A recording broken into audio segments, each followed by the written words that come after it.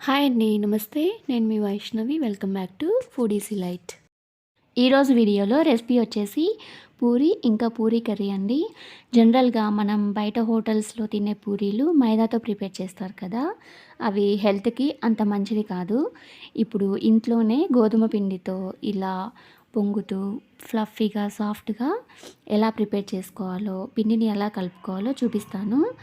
వీడియోని ఎక్కడా స్కిప్ చేయకుండా చివరి వరకు చూసి మీరు కూడా తప్పకుండా ట్రై చేయండి. ఫస్ట్ ఒక బౌల్‌లో 2 కప్పుల గోధుమ పిండి వేసుకోండి. వేసుకున్న తర్వాత ఇందులో రుచికి సరిపడా సాల్ట్‌ని వేసుకోండి. ఇప్పుడు హాఫ్ టేబుల్ స్పూన్ ఆయిల్ వేసుకొని ఈ 2 మిక్స్ అయ్యే వరకు ఒకసారి చేతితో పిండిని కలుపుకోండి. కలుపుకున్న తర్వాత ఇప్పుడు ఇందులో కొద్ది కొద్దిగా వాటర్‌ని వేసుకుంటూ పిండిని సాఫ్ట్ చపాతీ ముద్దలాగా కలుపుకొని పెట్టుకోండి.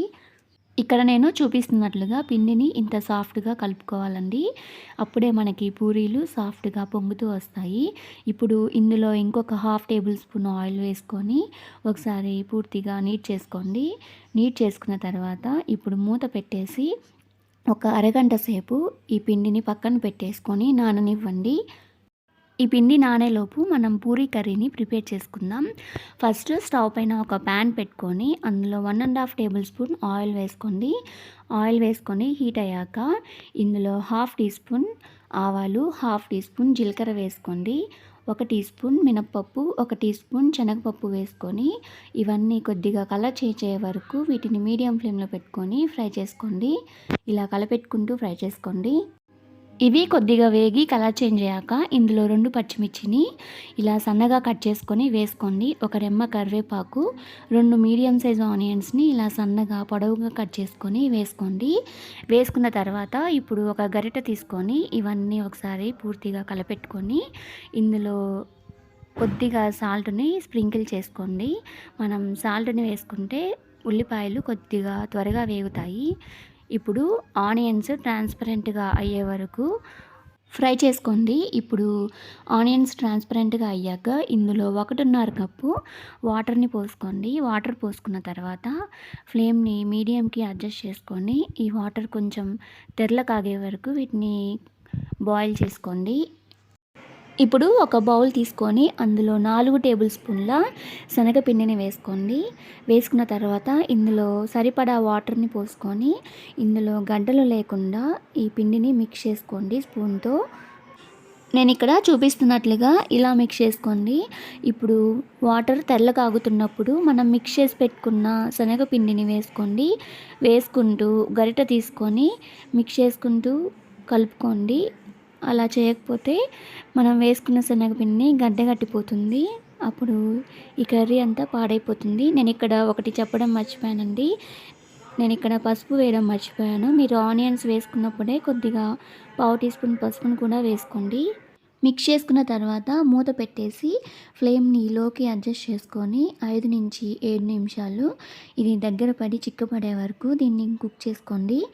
అరగంట తర్వాత మూత తీసి పిండిని ఒకసారి బాగా నీట్ చేసుకోండి. నీట్ చేసుకున్న తర్వాత ఇందులో నుంచి ఒక చిన్న నిమ్మకాయ సైజ్ అంతా పిండిని తీసుకొని రౌండ్ బాల్ లాగా చేసుకోండి. దాన్ని కొద్దిగా ప్రెస్ చేసి ఒక ప్లేట్‌లో పెట్టుకోండి. ఇక్కడ నేను చూపిస్తున్నట్లుగా అంతా పిండిని మొత్తం ఇలా చేసుకొని ఒక ప్లేట్‌లో పెట్టుకోండి. ఇప్పుడు పూరీలని సాదుకోవడానికి కొద్దిగా పొడి పిండిని తీసుకొని వేసుకోండి.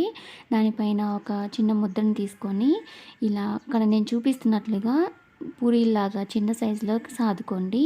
మీరు మరీ ఎక్కువ మందంగా సాదుకోవద్దు, మరీ పల్చగా సాదుకోవద్దు.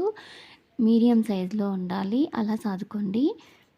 ఇలా మీకు ఎన్ని పూరీలు కావాలో అన్ని పూరీలని సాదుకొని పెట్టుకోండి. ఇప్పుడు డీప్ ఫ్రైకి సరిపడా ఆయిల్‌ని వేసుకొని కాగనివ్వండి. కాగిన తర్వాత ఫ్లేమ్‌ని మీడియంకి అడ్జస్ట్ చేసుకొని ఒక్కొక్క పూరీని ఇందులో వేసుకొని కాల్చుకోండి. ఫస్ట్ పూరీని ఆయిల్‌లోకి ప్రెస్ చేయండి. అప్పుడు ఒక సైడు పొంగుతుంది. ఒక సైడ్ కాలాక ఇంకో సైడ్‌కి తిప్పుకొని కాల్చుకోండి. ఇలా పొంగిన తర్వాత తీసి ఒక ప్లేట్‌లోకి సర్వ్ చేసుకోండి. ఇలానే అన్నిటినీ వేసుకొని కాల్చుకోండి.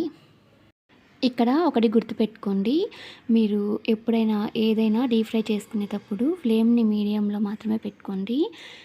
పూరీలని ఎంత చిన్న సైజులో చేసుకుంటే అంత బాగా పొంగుతాయి. మీరు పెద్ద సైజులో చేసుకుంటే అవి పొంగకుండా ఆయిల్ కూడా ఎక్కువ పీల్చేసుకుంటాయి. మీకు ఈ వీడియో నచ్చినట్లయితే ఒక లైక్ చేయండి. మీ ఫ్రెండ్స్కి, ఫ్యామిలీ మెంబర్స్కి షేర్ చేయండి. మరెన్నో మంచి రెసిపీస్ కోసం ఫుడీస్ డిలైట్ ఛానల్ని షేర్ చేసి సబ్స్క్రైబ్ చేసుకోండి.